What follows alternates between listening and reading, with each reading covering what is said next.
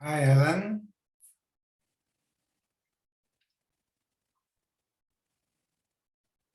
Hello.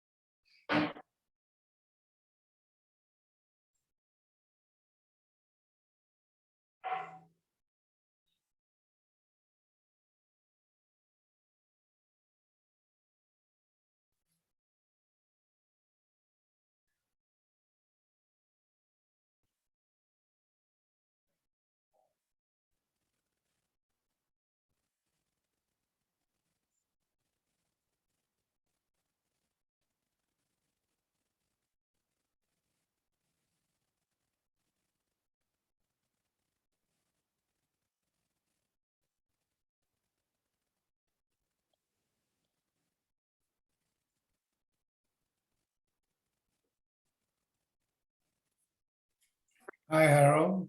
Hello. Hi, Alan. You're back in town? Yeah, I'm back. Yeah. What? Yeah, where are we holding? What, the 66? 66. Is Anna still positive? No, today I tested her Mazel negative. tov. Thank God. Mazel Yeah, tov. thank you. Took a while. Yeah.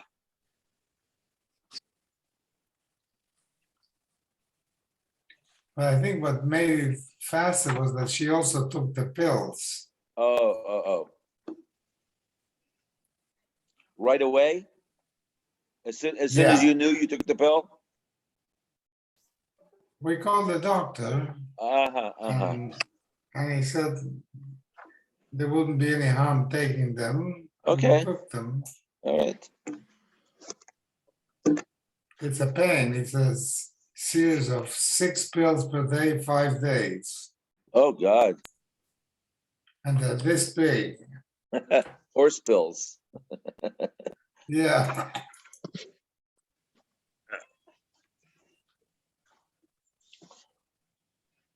Hello, Alan, Mr. Lunch. How are you? I'm in Israel. You're in Israel? Yeah, Oh, I'm at the any special plaza, right? occasion? Yeah. Any special occasion? My mother's George time yesterday, so we Ah. went. Yeah, Well, that's great. Enjoy. yeah. Thank you. Yeah. It was 5 this Wow. morning now. It's Okay. 5 in the morning for you. Wow. 5:30. Yeah. New Perek Shvi. Almana LaKohen Gadol. Almana cannot marry Kohen Gadol. Grusha v'chlus LaKohen Hedya. So these are kiddushin, these are marriages that are not kosher. Then ichnisa lo avdei malug v'avdei tzon barzel. When a woman gets married, she brings assets from her father's house. And they're recorded in the ksuba.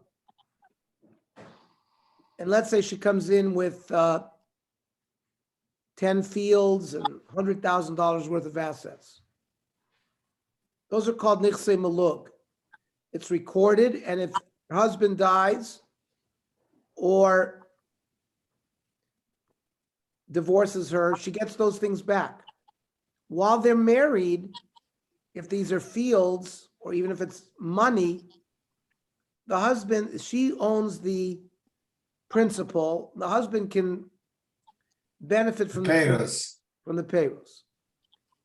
Now, then there's something called nichse tzon barzel, which is part of the assets. The husband may say, okay, $10,000 of these assets, I'm going to guarantee completely. Whether they go up in value, down in value, we're going to value them at $10,000, and I'm going to owe you $10,000 no matter what. Even if when I divorce you 20 years from now, they're only worth $2,000. The reason why it's called son barzel is because it's like iron. Because the guarantee is like iron. Does she have to go along with that? No. This is a negotiation in the ksuba. A lot of money, let's say she brings in a lot of money, but he doesn't guarantee all of it, he guarantees a part of it.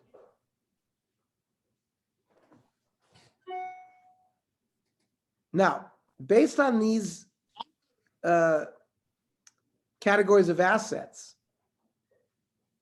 if the avdei malug, now not just money and land, but it could be avodim that she came in.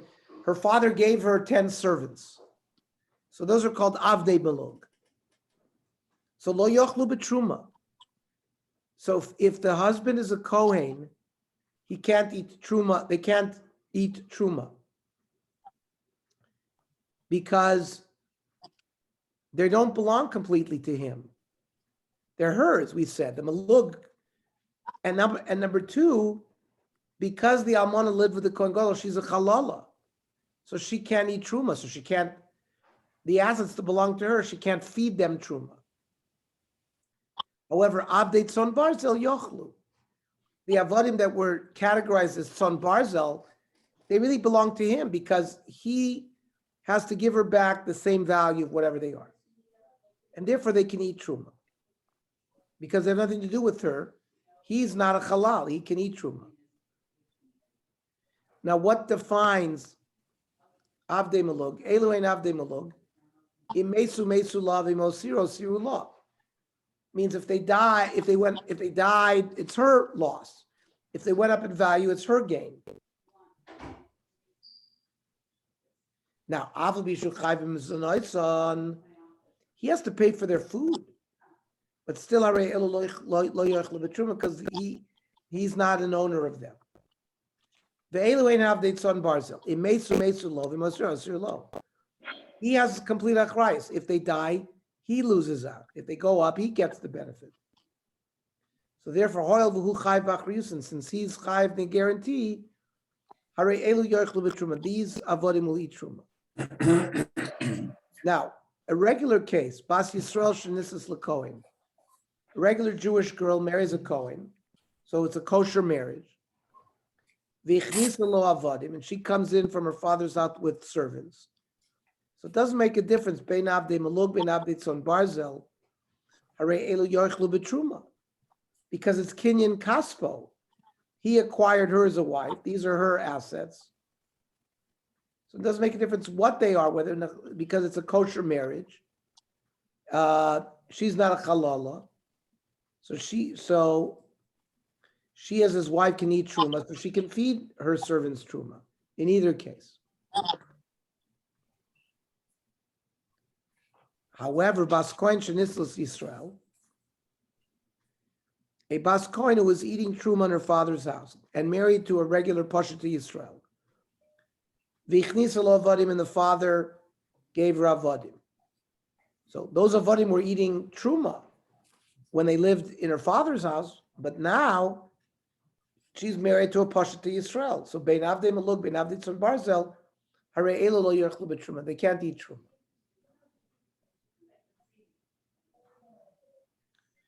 V'avdei malug lo yochlu b'truma mai. Leviki kinyana shekana kinyan. Why?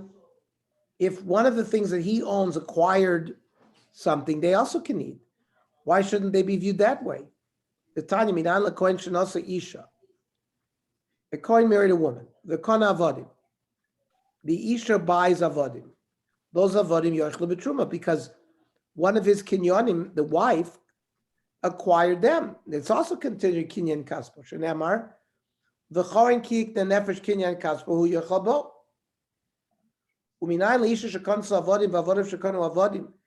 Let's say the master slave in charge of the house bought other slaves. Well, since the master slave is a kinyan of the kohen, whatever he acquires is also considered kinyan kaspo. The kohen kiyik the nefesh kinyan kaspo hu yochel bo. Kinyana shekana kinyan oichel. Fine. Kala oichel machil. Whoever can eat can feed. But the woman who is a halala, because the nesuim are not kosher, her avodim that are attached to her cannot eat because she can't be mindful of them. So anyone who can't eat can't feed. I'll show you it's not true. It's not true. Below. Vare Orel, an uncircumcised Kohen. The Cholat Tmein, a Kohen who's Tomei. So neither of them can eat. She'eina noichlin, but machilin, their avodim can eat. So the Gemara answers, Hosam pumayu koivluhu. There's a side issue. He's Tomei, he's an Orel. But otherwise, he would be Roy. It means his mouth has a pain. So he can't really eat. But he has a schus achila. It's a side issue that's preventing him from eating. So he can continue be Michael. Mamzer. Let's say a Bas Yisrael marries a Kohen and her husband dies. Now, as long as she has children from that Kohen, she can eat truma. Now, even if one of her sons was a mamzer, he is still a descendant of a Kohen. She'ein oichel, the mamzer doesn't eat, but it allows the grandmother, the mother, since there's still a zera Kohen, to eat. Amar Ravina Kinyan oichel ka'amar. We're talking about a kinyan of somebody who can eat.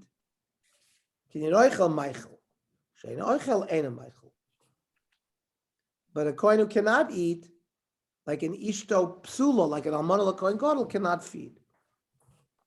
Rava doesn't accept that. Rava Amar really midaraisa mechalachli. Really make your idea and the woman can eat. Rabbananu de gazri, but it's a gzeira. Kadesha toimer ani eni ochelas. I'm not eating. Avodah eni ochlin. Zona hi etzlo. I'm halachic zona because there's a puzzle marriage. So it'll be a motivation. Hilkach asi lafuke. She'll want to be divorced, which is what we want. Rav Ashi gives a different gzeira. Gzeira shematach lachar misa. Fine. She's allowed to eat while the husband's alive. But once the husband is dead, so she can't eat. So we don't allow her to eat even while the husband's alive. That should be the case then in every Jewish girl who marries a kohen. We shouldn't allow her to eat truma because maybe after that the gzeira, she'll continue to eat after her husband dies. We're talking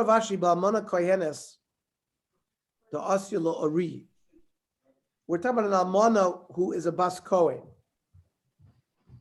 who was eating truma in her father's house. And then she'll paskin a heter for herself. She'll say, I came from a kohen's house. I was eating truma from my father's house. I married this kohen. I continued to eat truma. Because of my husband.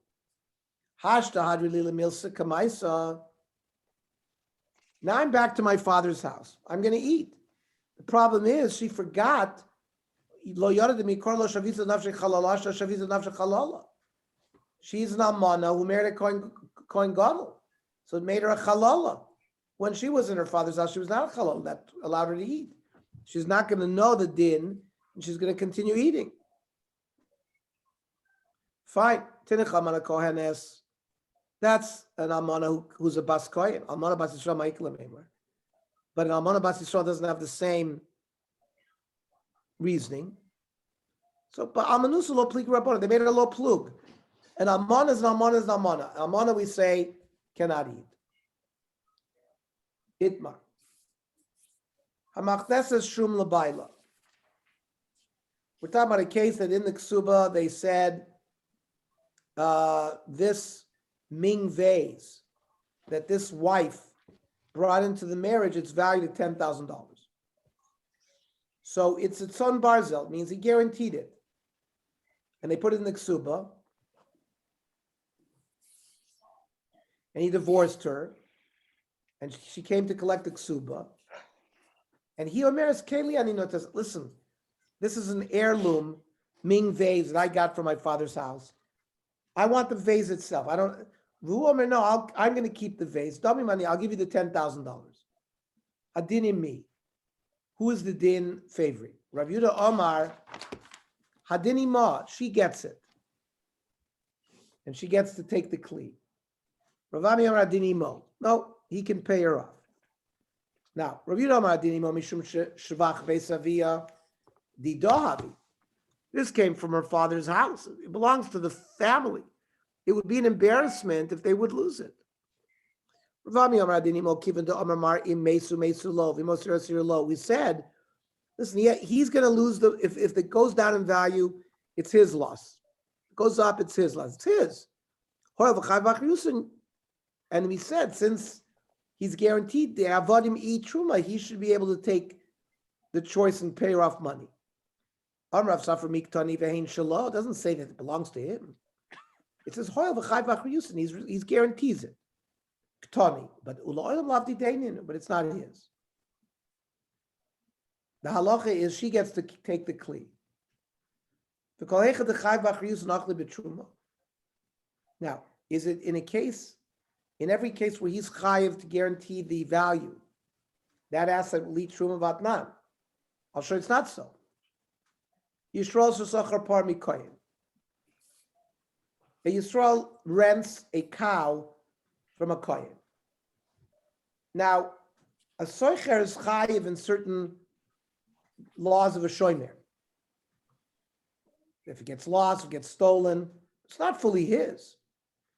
It belongs to the kohen. So therefore, truma. So they can feed this cow truma because it really belongs to the kohen. Kohen shesachar par Yisrael. A kohen who rents a cow from Yisrael, even though the mezoinas, he has to give mezoinas, he can't give him truma because it still belongs to Yisrael. Lo yachilenu kasher truma. So even though they have some achrayas, so you see the achrayas doesn't allow them to feed. Is that so? Fine. They have to pay if the animal got lost or stolen, but they're not chayiv in oinsin, or the oinseh b'chachshav it got weak, or if it decreased in value, is not. So it's not a full guarantee. So you got to bring me, if you're going to ask me a kasha, bring me a kasha from something which there's more guarantee. Halodami or l'seifa. Yisrael shesham par mikoyin. A Yisrael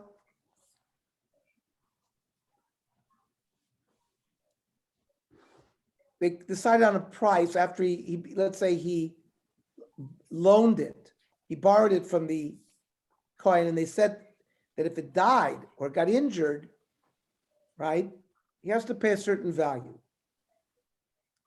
So lo yachilenu karshine truma, can't give him truma, because just because the Yisrael, even though they made that strong of a guarantee, well, it made a guarantee, but since the Yisrael did it, he can't feed truma. If the coin guaranteed, if he borrowed a cow and guaranteed its value, so here's a good example, like if you have a guarantee, like Tzon Barzel, like our Mishnah, that he'll be able to feed the Avodim Truma. Yosef, Rabbi Rav Yosef, B'shili Pirkei Rav Nachman. Rabbi Rav Yosef were learning with Rav Nachman, Yosef, Ka'amri Tani Kavaz Rav Yudah, V'Tani Kavaz Rav Ami. They brought prices to support the two Amiroim. Tani Kavaz Rav Ami that he gets to take the kli that the ming vase. Why? It says Avdei Tzon Barzel Yoitzin B'Shen Va'ayin Le'ish. Avol Leisha. The avodim that he guaranteed their price, if the husband knocks out an eye or a tooth, they go free, but not the woman. So you see, it belongs to him. It belongs to him and not her. That's why the Brisa supports Ravami, that if he guaranteed the value of the ming vase, he can give her the value, not the it's his choice, not the woman's choice. A person's bringing in a wife is bringing assets from her father's house, the nedunya, the nadan, and he guaranteed its value in the ksuba. And if eventually he dies, or he divorces, or he has to pay that value, the husband can't just sell it, because it still belongs to the wife. The goof of the thing, even though he has to guarantee it. So this is the raya that the din is imah. That really she still owns ownership in the goof of the thing.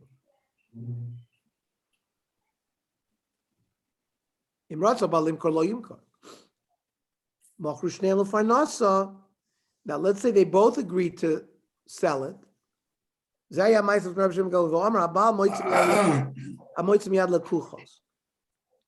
They can't, if they're both around, the Baal can't sell it, and therefore the Baal can be reversed.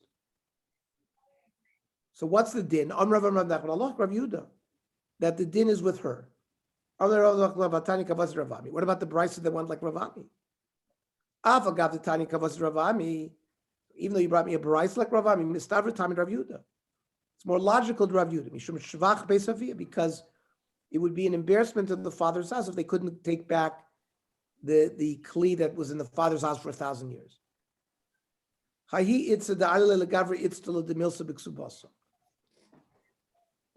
A woman gave her husband a mink stole. And they put it in the ksuba like it's son Barzel. He guaranteed its value. And then he died, Shachiv. Now, before the wife could get her assets back, Shaklu Yasmi Parsu Amisna. The Yisomim took the mink stone, put it over the body of the dead person. Amarav Kanya Misna. You can't take it away from the dead person. Amalei Nanoi Braid Rav Yosef, Braid Rav Rav Kanav, Amarav Nachman, Halach Rav Yudah. What do you mean? We paskin, even though it's son Barzel, the woman can get what the item back if she wants. Yeah, that's up and that's if she collects it. But right now, these assets have not been collected by her. They're not in her reshus. When she gets her ksuba, she's zoiche in it. Remains in the reshus of the Yisomim, and therefore certainly, since they attach it to the corpse, it's coined by the corpse. And we'll see in a minute the proof. We'll explain this tomorrow. Hang on. Let's just figure out. Tomorrow is 4:30 better?